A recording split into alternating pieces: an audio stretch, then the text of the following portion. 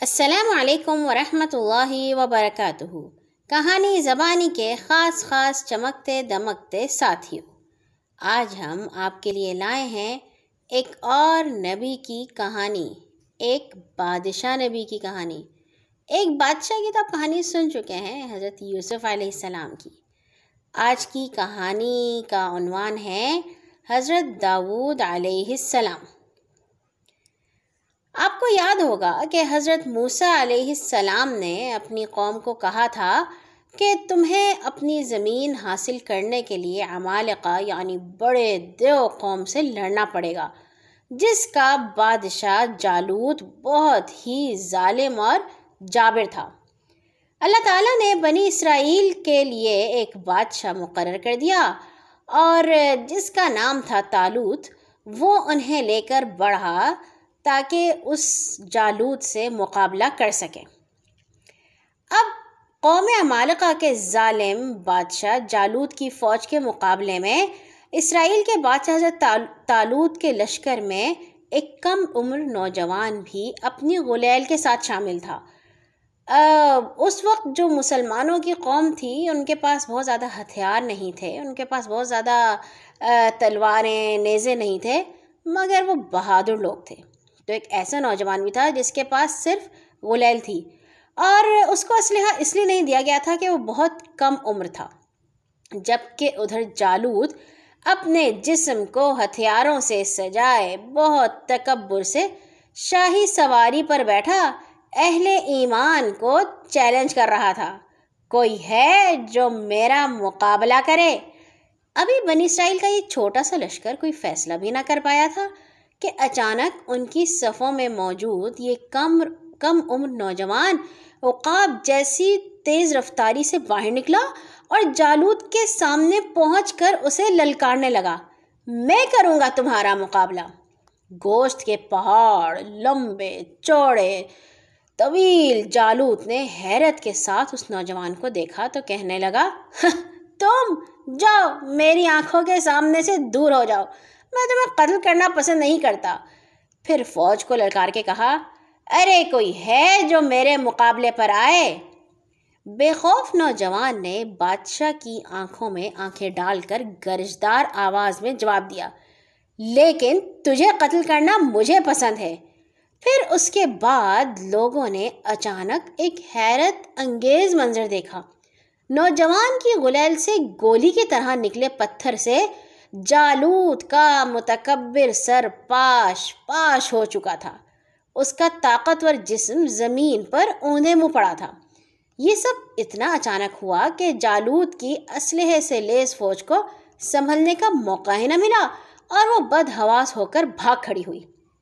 یہ نوجوان ایک چرواہا تھا جو سارا دن جنگل میں بکریاں چرایا کرتا اور غلیل سے بکریوں کے قریب آنے والے درندوں کو مار بھگاتا، لیکن اللہ تعالیٰ نے تو اس کے لیے اور بڑے فیصلے کر رکھے تھے۔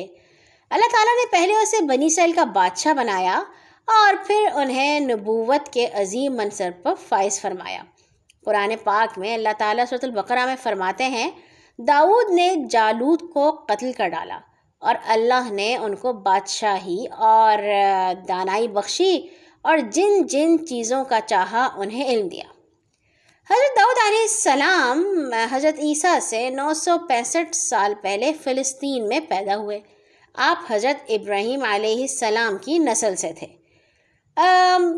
روایت میں آتا ہے کہ حضرت داؤد چھوٹے قد کے تھے، آنکھیں نیلی تھیں، جسم پر بال بہت کم تھے، چہرے سے پاکیزگی جھلکتی تھی، نہایت ہمدرد، طاقتور، بہادر اور نڈر ہونے کے ساتھ ساتھ حکمرانی اور فیصلہ کرنے کی قوت بھی اللہ تعالیٰ نے انہیں دی تھی۔ حضرت داؤد علیہ السلام سے پہلے بنی اسرائیل میں نبوت آل لاوی بن یعقوب میں چلی آ رہی تھی، جبکہ بادشاہت دوسرے خاندان یہودا بن یعقوب میں تھی، لیکن اللہ تعالیٰ نے پہلی مرتبہ دونوں اعزازات ایک ہی شخصیت میں جمع فرما دیے۔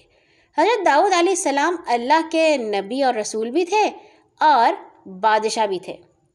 انبیاء کرام میں حضرت آدم علیہ السلام کے بعد حضرت داؤد ہی وہ پیغمبر ہیں جنہیں قرآن کریم میں خلیفہ کے لقب سے نوازا گیا۔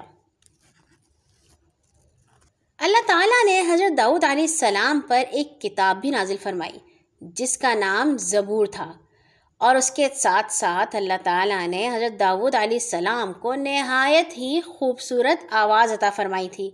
جب آپ زبور کی تلاوت فرماتے تو اس تلاوت سے مسحور ہو کر چرند پرند، درخت، پہاڑ، جن، انسان، دریا، سمندر سب اللہ تعالیٰ کی حمد و ثنا میں مصروف ہو جاتے۔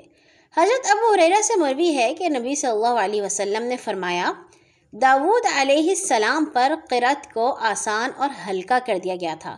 وہ اپنے گھوڑے پر زین کسنے کا حکم فرماتے اور اس سے پہلے کہ زین کسی جاتی آپ پوری زبور تلاوت کر چکے ہوتے۔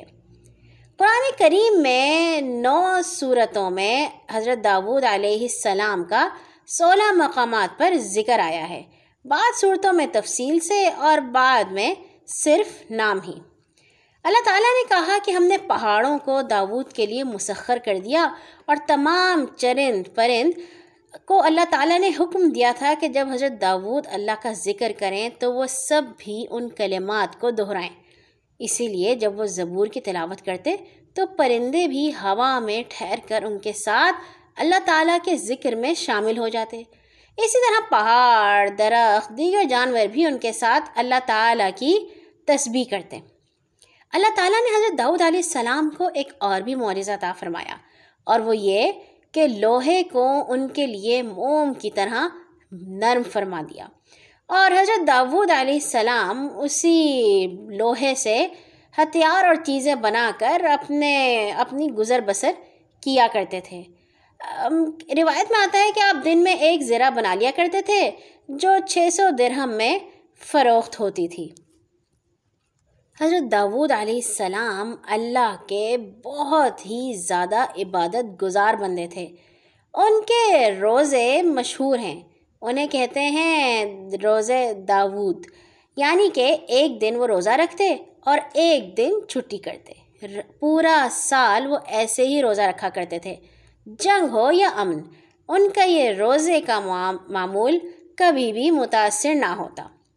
اللہ تعالیٰ نے حضرت داؤد کو نبوت اور رسالت کے ساتھ حکومت بھی عطا فرمائی تھی۔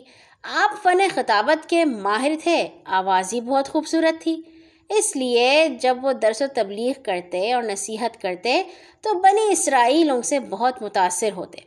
انہی کی فن خطابت کی وجہ سے انہوں نے بنی اسرائیل میں جہاد کا جذبہ ابھارا۔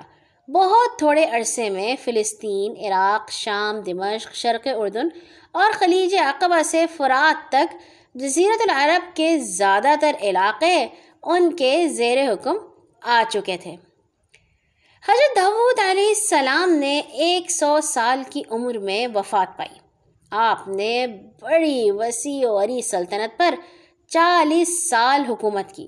حضرت ابن عباس سے روایت ہے کہ حضرت داؤد ہفتے کے دن اچانک وفات پا گئے اور پرندوں کی ٹکڑیاں ابر کی طرح ان پر سایہ کیے ہوئے تھیں۔